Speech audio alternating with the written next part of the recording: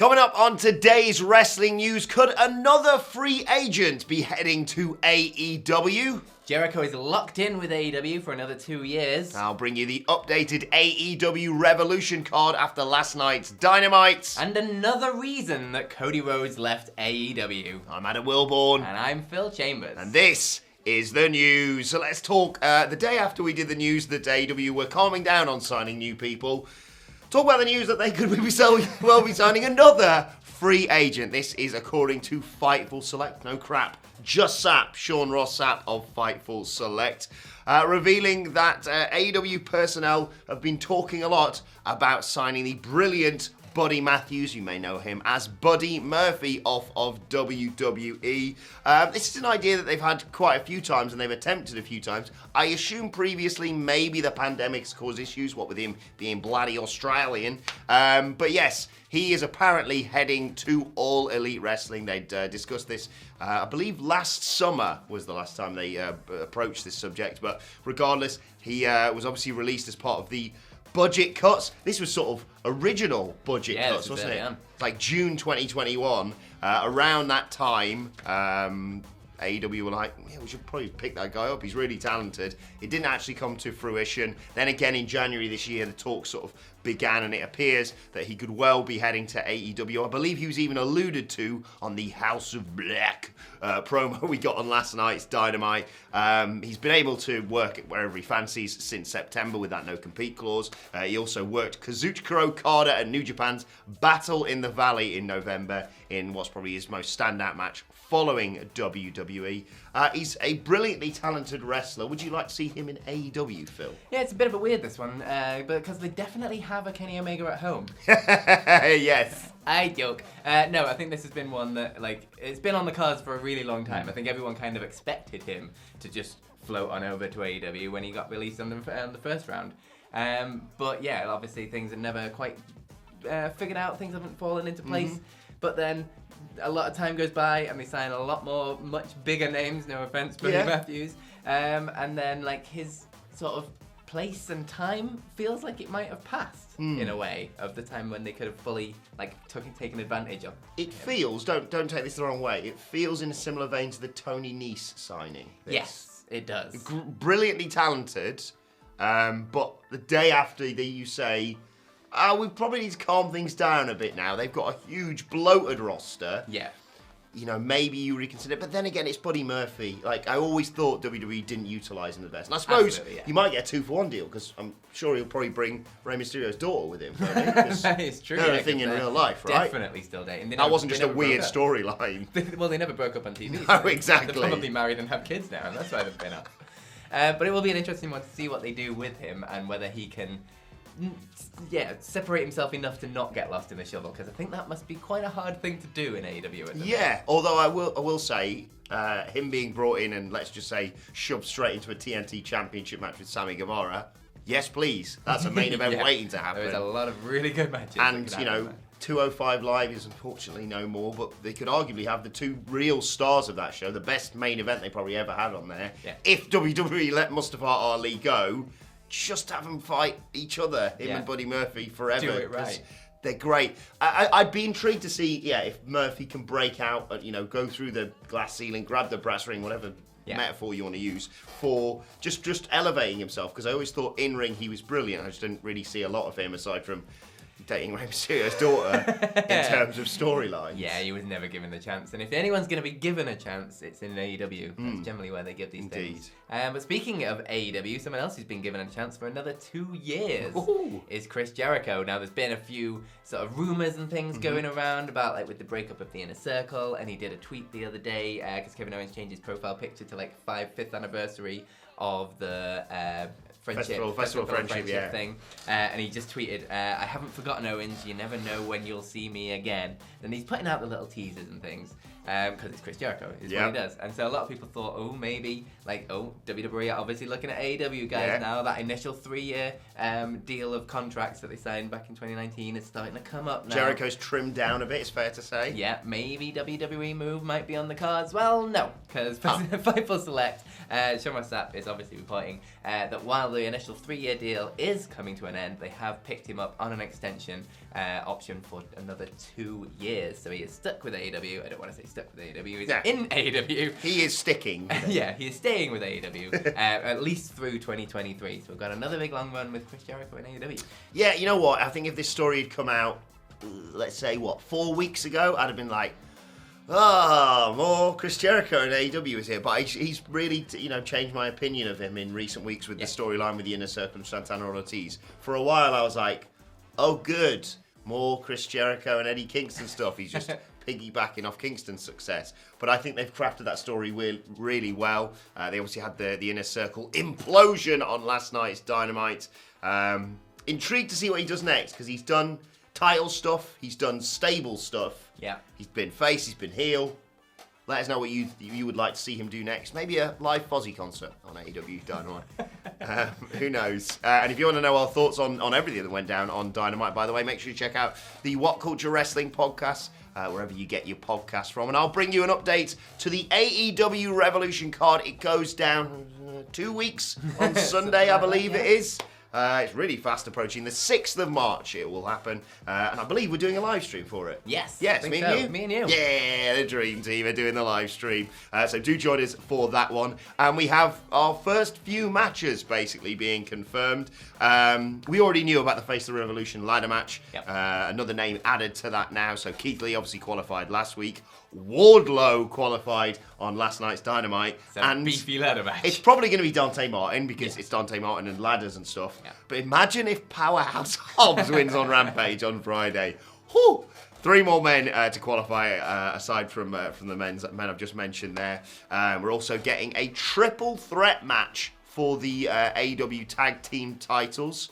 More than likely, including the Young Bucks and Red Dragon, considering how it was alluded to on last night's Dynamite against, of course, the champions Jurassic Express. But the big story from Dynamite last night, CM Punk chose the time and place, no surprise really, that he picked Revolution for his rematch with MJF and selected, as called, I will give him all the due he's deserved, as called weeks, if not months ago by Michael Sidgwick, a dog collar match. And quite the kinky dog collar that CM Punk pulled out on last night's show. Yeah, just a bit. I am very much looking forward to this. If their last match is anything to go by, I think they can really pull off this kind of old school stipulation in a way that sort of mixes the new school with the old school and keeps it really entertaining. I'm very much looking forward to this. Yeah, we don't need lots of matches on Revolution AEW. Keep it short. 4 hours max. Maximum. They've teased, obviously Cole and Hangman Page. Thunder Rosa may well be challenging Britt Baker for the title. We might even get Moxley and Danielson. Moxley responded to Danielson's offer on last night's Dynamite saying, I never really team up with someone unless I've bled with them.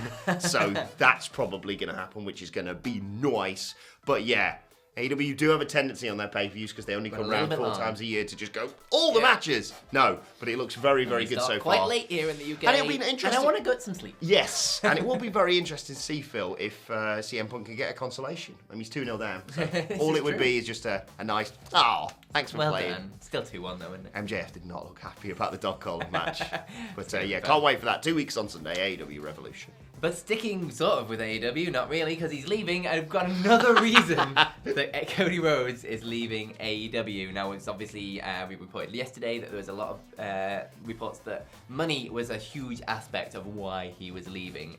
Wade Keller even went as far as to say that he wanted to be one of the top paid guys in AEW. And when Tony Khan looked at it and went, I don't think I can do that. That kind of caused friction, obviously. But Sports Illustrated's Justin Barrasso has come out saying there is another reason. It's not just the money. So obviously, when he started, Cody Rhodes as an EVP right at the very beginning, he had a lot of power over creative and things like that. And he kind of he saw him being a part of the booking team as kind of like an homage to his dad kind of thing. It was just a nice thing that kind of tied it all together. But when Tony Khan decided to kind of restructure creative at the end of 2019 when things were slipping a bit. Creepers. We all know what we're talking about. Creepers at the end of that Dynamite. Cody was kind of taken out of power a little bit, and he lost some of the creative control within the booking side of things, and that apparently caused some friction, and it's because it's a side of the things that he really, really wanted to be a part of, and losing the kind of control over the creative caused some friction, and then along with the money and things, it's a few things that have snowballed and built up to this kind of him leaving AEW. Yeah, I'm not really surprised by this. Like you say, money is obviously going to be one of the main factors, understandably, and I don't get when people get angry about, like, oh, no. Yeah. They put their bodies on the line. They make some money. Kevin Owens, Sami Zayn, for example. They've got a short period they can do this, make as much money as you possibly can. And if you really want some creative control, well, WWE is definitely the place to Yes.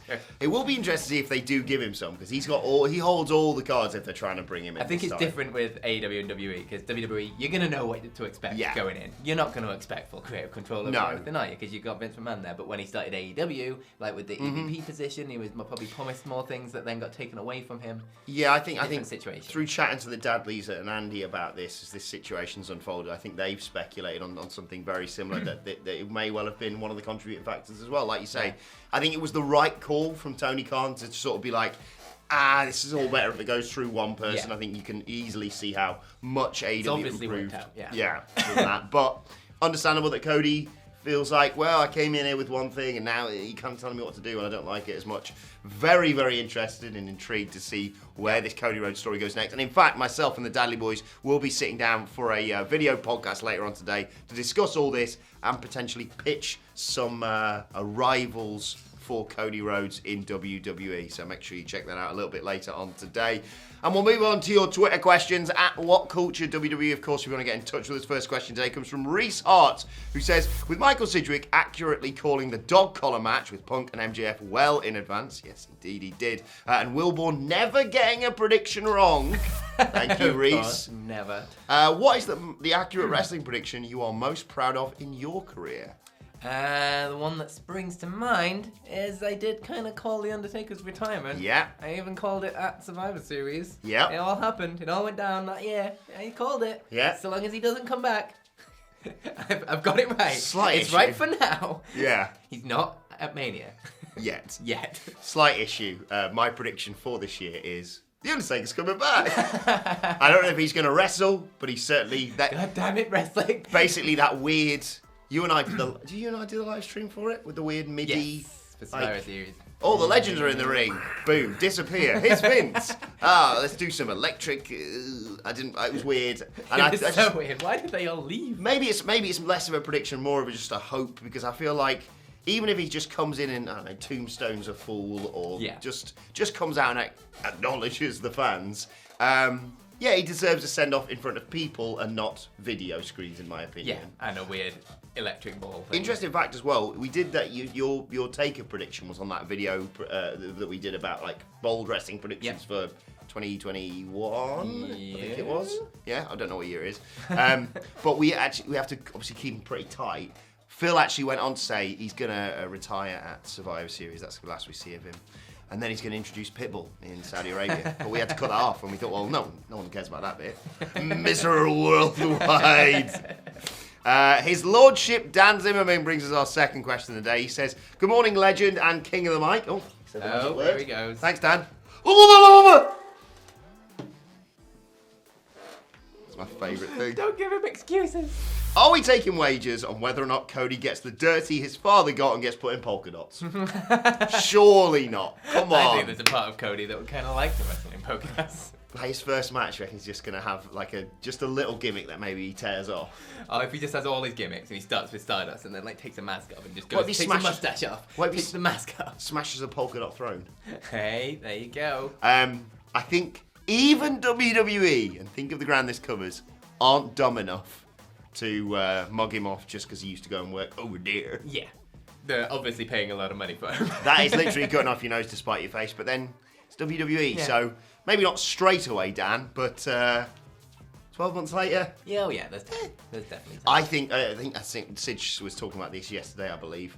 I would not be surprised if Cody insists on that caveat that I think they offered to the Young Bucks about, like, if you don't like it, you can leave after like 3 months.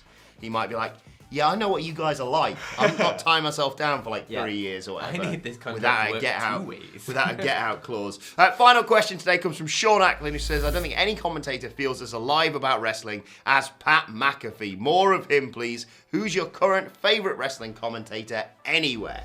Anywhere, I would have to go with Taz. Yes. He's just really good fun. Yam bags. And that botch from AEW Dark the other day with Michael Nakazawa, where it's like Taz is just corpsing going, what's that? And you've also got to give props to Wade Barrett, your best friend, Wade Barrett. Yes. I'm so happy that NXT 2.0 is what it is. Yeah. But I'm hoping that someday they'll realise, oh, he's mint. Yeah. Let's get him on a pape. Let's get him on the main roster shows and stuff. And of course, it was us that got him back into wrestling, so you're welcome. You're welcome, Stu. I can call him Stu because he's one of my best friends. Yeah, but yeah, also McAfee. I know he's a divisive figure, but I'd rather him than Corey Graves every day of the week. 100%. Yeah, it was a very different SmackDown this week. Yeah. But the trade-off was, obviously he was doing Super Bowl stuff, but the trade-off also was Brock Lesnar Hulk smashing a table on Pat McAfee's podcast. Also, did you notice the little tease that they had? Because he said like, oh, you know, you pay $50 million, blah, blah, blah, you can do it. And he said, oh, you're moving studios. We should smash this place up. That is a video I would watch, Pat.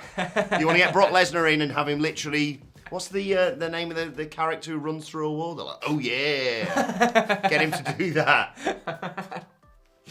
Let's move on to today's And Finally. And you do this, you'll probably get a shout out on the And Finally. Shout out to the brilliant Brandon Lewis, who took a couple of signs to last night's AEW Dynamite. Of course, a Simon Give This an Up sign, and a sign for our wrestling podcast for myself and the Daddy Boys. Thank you so much, Brandon, representing us on Dynamite and Rampage. We'll keep an eye out, see if we can spot you. But every time I see this, well, like I say, obviously most of the time it's Miller signs. Yeah. But it is mad to think that people do that, and you go, oh, like when Danielson made his debut, I think, and there's a Michael Sidgwick happy birthday sign. Brilliant. Love it. Absolutely love it. It's just mind-blowing whenever it happens. It's fantastic. Yeah.